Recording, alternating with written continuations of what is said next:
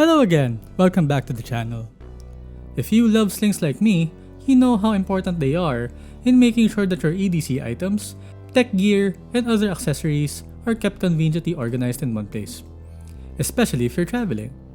They shine as pocket replacements, but at the same time can be used as EDC pouches or slings. This video is my review of the Lululemon Everyday Belt Bag, based on a 2-week test of carrying it daily. And I hope this video helps you in making a decision if this is the right sling for you. The form factor, materials, and compartments is something that other budget brands try to copy. In terms of price, it's really cheap at $38 and is available in 16 colors. That's why I was surprised to see so many dupes being sold at $9 to $18. Lululemon is definitely known for workout apparel, so I was curious to see if they made quality bags as well, even at a budget. I borrowed this from a friend who's based in the US and visited the Philippines recently. Sup Joe? Cause we don't have Lululemon yet here in the Philippines, and when we visited Malaysia last year, the Lululemon branch didn't have stock. Let's talk about the dimensions. Height is 13 centimeters, width is 19 centimeters, and depth is 5.5 centimeters. The volume is 1 liter. As for the materials, it's made with water-repellent nylon, and the bag molds to the shape of what you have packed. The downside to that is that if you have something irregular inside it, it's gonna look like it's bulging. If you think that you can run with this while this is on your chest, the back of the sling lacks breathability. But I think it's good enough to bring with you when you're going out on errands, even if it's super sunny and hot. The bag also lacks padding, so you have to be careful that you never drop this just in case you have your phone inside or other fragile tech gear. It has this Lululemon branding that's probably made with plastic. There's also branding on this rubber tag. It also has the shiny metallic zipper pull that I'm not a fan of, and also has branding. So 3 logos in total for the exterior of the bag. And it also has these YKK zippers, but they are not water resistant.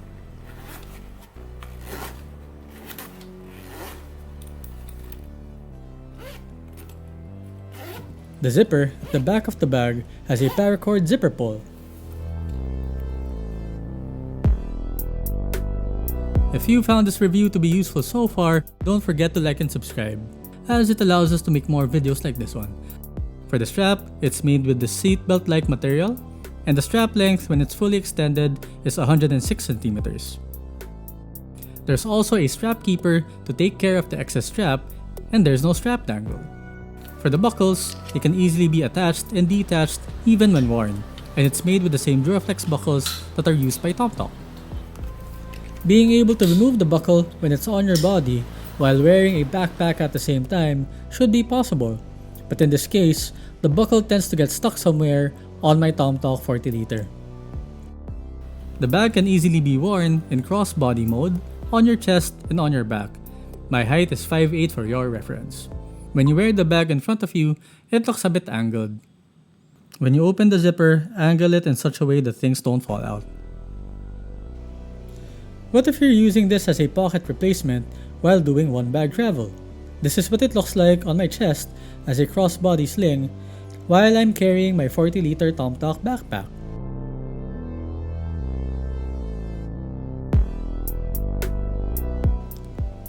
As another one bag travel option, here's what it looks like with my 26 liter Alpaca Elements Backpack Pro.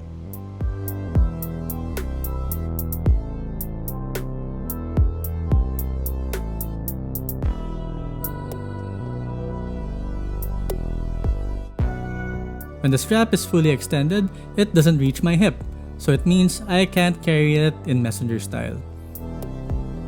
And when it's on my shoulder, it tends to droop diagonally, so if you intend to wear it like a purse, then it might not look good. As a belt bag, it took me quite a few tries to figure out the right length of the strap for it to be worn as a fanny pack, and I found it hard to adjust the strap when the sling was worn.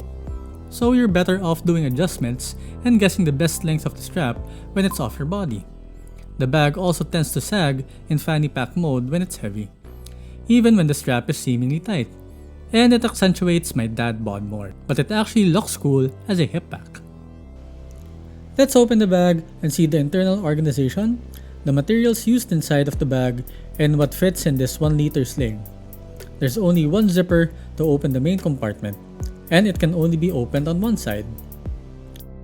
In the first mesh zip pocket, I have my house keys, since there's no dedicated quick access pocket for keys and no key leash. In the second mesh zip pocket, I have my AirPods. At the very front of the main compartment, I have my minimalist wallet that I bought from Central Market in Malaysia. Beside it is my DJI Osmo Action 4, which I normally bring everywhere for daily B-roll footage. I also have this USB-C to lightning cable from Anker, my Anker power bank with 2 USB-A and 1 USB-C port. And in the last and large mesh zip pocket is my iPhone 6s Plus. It still works, and I'll only upgrade when it dies. Now that the bag is empty, you have a clearer view of its recycled polyester liner. It doesn't have a contrasting color, so it might be difficult to find things when it's dark. The 3 mesh pockets are also made with 100% recycled polyester. For the back zippered compartment, this is the most secure pocket since it rests on your chest or on your back depending on how you're wearing it. I initially thought that the space was only good for thin items like my passport, but it's actually spacious enough for my wallet, my house keys, and even my car keys, which was not initially included in my first loadout.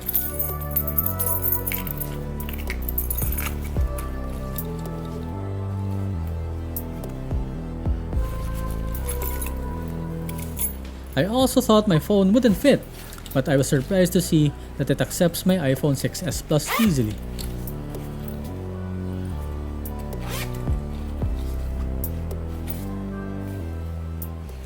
Here's another practical loadout for minimalist carry, starting with my wallet, house keys, and car keys inside the back pocket,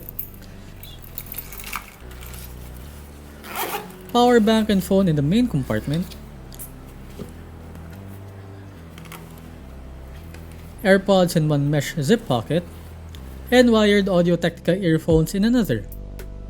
With this version of the loadout, my DJI Osmo Action 4 no longer fits. And that's the thing with this small sling. It's a bit of a compromise if you have to edit your carry and leave something behind. I've reviewed quite a few slings in various sizes within the past year, from 2.5-liter pocket replacements all the way to slings that can carry iPads, to camera bags and messenger bag formats. But I've never seen a 1-liter sling quite like this Lululemon Everywhere belt bag. For a budget sling, I guess the price is just right. If I were to base it on the materials used and the amount of organization available, but I can see TomTok competing at a similar price point, but with even better materials.